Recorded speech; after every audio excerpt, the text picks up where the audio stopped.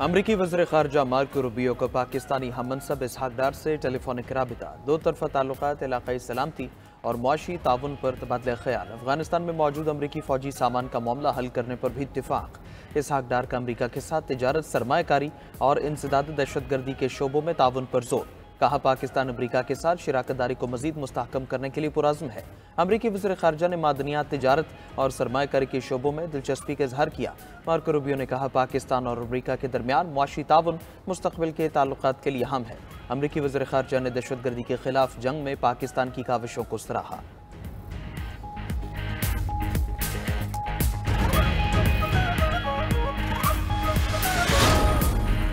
Trump की tariff war से दुनिया भर में सरमाया डूब गया। बदतरीन खसारे के बाद अरब और एशियाई stock markets crash. Saudi stock market में 500 अरब रियाल का नुकसान। इससे पहले सऊदी सरमायाकारों के 133 अरब डॉलर डूबे थे। सऊदी तेल की कंपनी अरामको के शेयर्स की मालियत में 90 अरब डॉलर गिरावट। तेल की कीमतें गिरने से सऊदी स्टॉक में बदतरीन मंदी हुई। सऊदी बेंचमार्क इंडेक्स में 700 पॉइंट्स की कमी।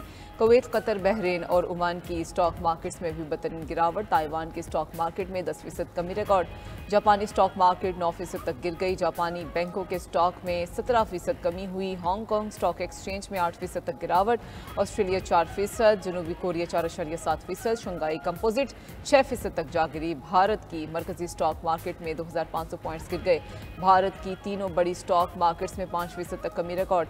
तज्जियाकारों के मुताबिक आलमी सतह पर ये कोरोना के बाद सबसे बड़ी मंदी है। जेपी मॉर्गन का कहना है कि आलमी मईशतों में गिरावट का अमल 60% तक पहुंच सकता है।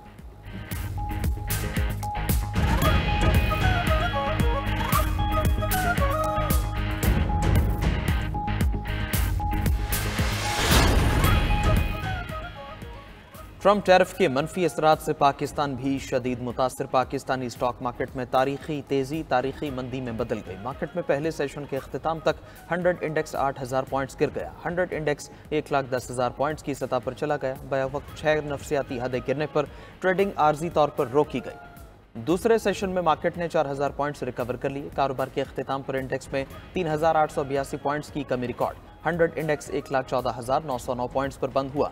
दिन भर मजबूत तौर पर 450 कंपनीज के शेयर्स में कारोबार हुआ। 357 कंपनीज के शेयर्स में कमी, 52 के हिस्स में इजाफा। तज्जियाकारों के मुताबिक हिस्स मार्केट में 8600 पॉइंट्स की कमी मुल्क की तारीख में एक रोज में होने वाली सबसे बड़ी कमी है।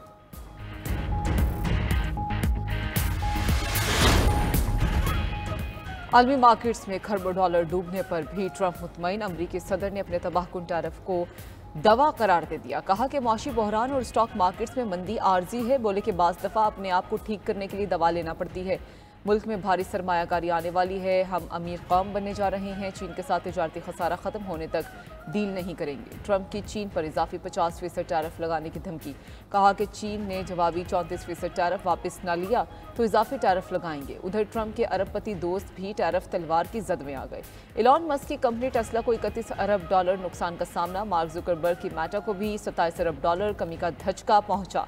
जेफ बेजोस की अमेजोन को 23.5 अरब डॉलर का नुकसान हुआ। लग्जरी गुड्स एम्पायर के मालिक ब्रांड डार्नॉल्ट को 11 अरब डॉलर का खसारा हुआ। मीडिया रिपोर्ट्स के मुताबिक टैरिफ वॉर में दुनिया के 500 अमीर तरीन अफराद मजमूई तौर पर 536 अरब डॉलर खो चुके हैं।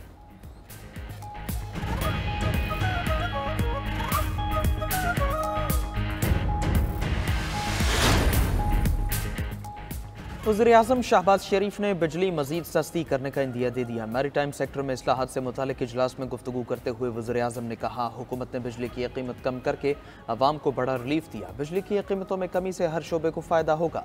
बिजली की कीमतों में कमी पर मजीद तवज्जो दी जा रही है।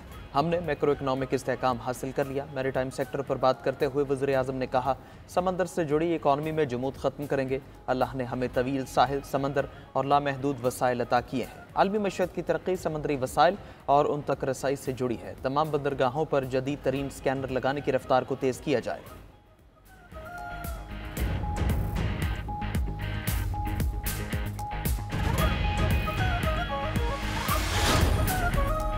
अमरीकी कांग्रेस में कानून साजी का पीटीआई से कोई ताल्लुक नहीं। अमरीकन कॉक्स ने ताहाल पीटीआई को कोई राबता नहीं किया। हमारा एस्टैब्लिशमेंट से राब्ता हुआ लेकिन मुज़ाकरात नहीं हुए। मामलात का हल मुज़ाकरात से चाहते हैं। चेयरमैन पीटीआई बैरिस्टर गौहर की मीडिया से गुफ्तगू, कहा कि मुल्क और जमहूरियत के लिए बातचीत होनी चाहिए। बानी पीटीआई के रिहाई में सबसे बड़ी रुकावट आज़ाद अदलिया का ना होना है। पीटीआई में इख्तिलाफात पर बात करते हुए मजीद कहा कि अंदरूनी इख्तिलाफात पब्लिक फोरम पर नहीं आने चाहिए। अपोजिशन लीडर उमर अयूब ने बात करते हुए कहा कि जहां बर्तन हो वहां बचते रहते हैं। पार्टी इख्तिलाफ पर हम जाने, हमारा काम जाने, किसी को तशवीश नहीं होनी चाहिए। आतिफ खान बोले कि असद कैसर शहराम तरकई और मैंने पार्टी के सामने मामला रखा है। बैरिस्टर गौहर ने पार्लिमानी पार्टी को टिकटों की तकसीम पर एतमाद में लिया। बानी पीटीआई का पैगाम था, सब एक एक सीट पर इलेक्शन लड़ेंगे।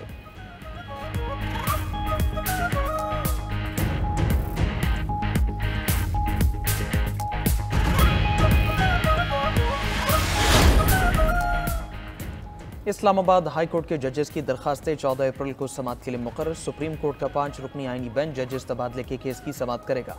जस्टिस मोहम्मद अली मजहर 5 रुकनी आईनी बेंच की सरबराही करेंगे। Justice Naeem Afghan, justice Shahid Bilal bench में शामिल। जस्टिस सलाहुद्दीन पवर और जस्टिस शकील अहमद भी बेंच का हिस्सा हैं। बेंच इस्लामाबाद हाई कोर्ट के जजेस के तबादलों के खिलाफ तमाम दरखास्तों पर समाअत करेगा। इस्लामाबाद हाई कोर्ट के जस्टिस मोहसिन अख्तर कियानी और दीगर जजेस ने अपने तबादलों के अहकामात को चैलेंज किया था। जजेस ने मौक़िफ़ इख्तियार किया था कि उनके तबादले के फैसले गैर कानूनी हैं।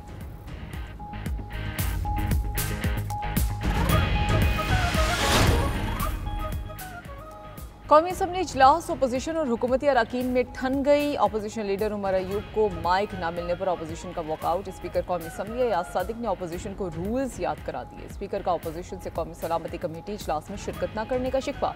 कहा कि पीटीआई को कौमी सलामती की पार्लिमानी कमेटी के इजलास में आना चाहिए था। वज़ीर मुमलिकत दाखिला तलाल चौधरी ने पीटीआई पर दहशतगर्दों के लिए नरम गोशा रखने का इल्ज़ाम लगा दिया। कहा कि सबको पता है दहशतगर्दों को मुल्क में वापस कौन लाया। फंड्स की फराहमी के बावजूद खैबर पख्तूनख्वा में CTD ना बन सका।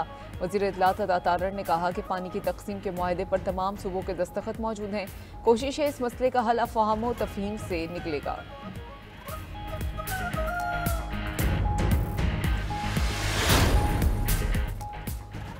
अवाम को नवंबर या दिसंबर तक स्टारलिंक मिल जाएगा। स्टारलिंक को लाइसेंस देने के लिए किसी और कंपनी का इंतजार नहीं हो रहा। वज़ीर IT शिज़ा फ़ातिमा ने कौमी असम्बली में इज़हार ख्याल करते हुए कहा, हमारी ओपन स्काई पॉलिसी है। सैटेलाइट इंटरनेट एक नई टेक्नोलॉजी है। चीन की कंपनी ने भी सैटेलाइट इंटरनेट के लिए दरखास्त दे रखी है। रुकन कौमी असम्बली आगा रफ़ीउल्लाह ने सुस्त इंटरनेट का मामला ऐवान में उठाया। बोले, सुस्त इंटरनेट की वजह से कारोबार मुतासर हो रहा है। वज़ीर IT कहती है, इंटरनेट पहले से तेज़ हुआ है। अगर इंटरनेट की तेज़ी का यह हाल है तो सुस्त रवि का क्या हाल होगा।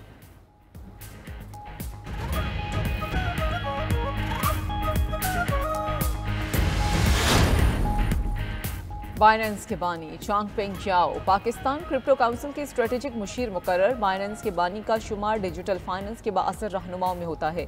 वज़ीर ख़जाना मोहम्मद औरंगज़ेब की ज़ेर सदारत इजलास में उनकी तैनाती का ऐलान किया गया। वफाकी वज़ीर ख़जाना और पाकिस्तान क्रिप्टो काउंसिल के चेयरमैन मोहम्मद औरंगज़ेब का कहना है, ये पाकिस्तान के लिए एक तारीखी लम्हा है। हम दुनिया को वाज़ेह पैगाम दे रहे हैं कि पाकिस्तान जिद्दत के लिए तैयार है। CZ की शमूलियत के साथ हम Web3, डिजिटल फाइनेंस और ब्लॉकचेन पर मबनी तरक्की के जरिए पाकिस्तान को इलाकाई ताकत बनाने के अपने विजन को तेज़ कर रहे हैं। पाकिस्तान क्रिप्टो काउंसिल के CEO बिलाल बिन साकिब ने कहा कि पाकिस्तान मालियाती दुनिया के मुस्तकबिल के लिए अपने दरवाजे खोल रहा है।